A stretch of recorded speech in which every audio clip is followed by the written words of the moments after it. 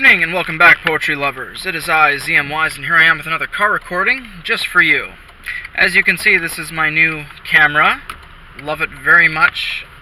Initially, it was my brother's idea, and I'm sure many of you agree that I needed higher quality, get rid of the graininess, and get rid of the terrible sound, but I mean, it was pretty useful for a $12 camera. It just wasn't enough, but this is the future, so I needed something for the future. So, all that aside, I wanted to just dive right in and tell you people about poetry contests and how to enter them and how to not be swindled by those people. There are certain contests out there, unfortunately, that are rigged, and like vanity presses, some aren't as legitimate as others. And there are certain sites that you should stay away from, and like poetry.com is definitely one of them. And unfortunately, I didn't learn this lesson until like a year or two into the biz of contest submissions. And some of them do require an entry fee, and be very, very careful about this. I advise you to take extra caution. And of course, when you do finally find a legitimate poetry contest, it would be like a regular poetry submission, whether it has an entry fee or not. Some do, you know. You prepare yourself a cover letter, nice little introductory letter, just giving them a brief tease about who you are as a creator, as a poet. And you would go ahead and attach your work, of course. Some of them prefer it in the body of an email. Some of them, a lot of people do it through Submittable nowadays. It used to be Submishmash. I used to use Submishmash. That's how far back I go. But, yeah, like back when it was in its prime. Excuse me. It's summer. What do you expect? So, some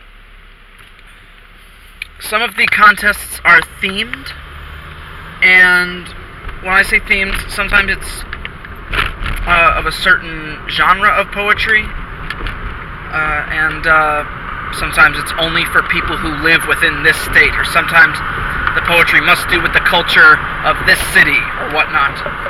There are plenty of examples, but try to broaden your horizons as much as possible, and of course only enter for the ones you think you'd qualify for. Some of the prizes are just incredibly amazing. A lot of them include prize money, many times within the thousands, and some of them include a trip to the home of that contest to read your piece aloud. I was very close to entering a particular contest which involved taking a trip to another country altogether to read my winning piece, if I won, of course.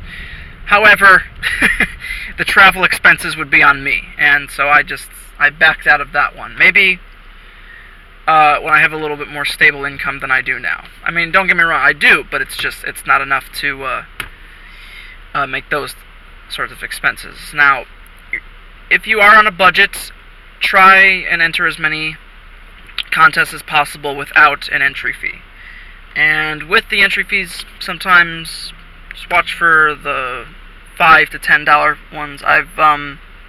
It was recently my birthday, so I spent just a little on contest submissions, and legitimate ones, of course. You need to do your research. That's just common sense.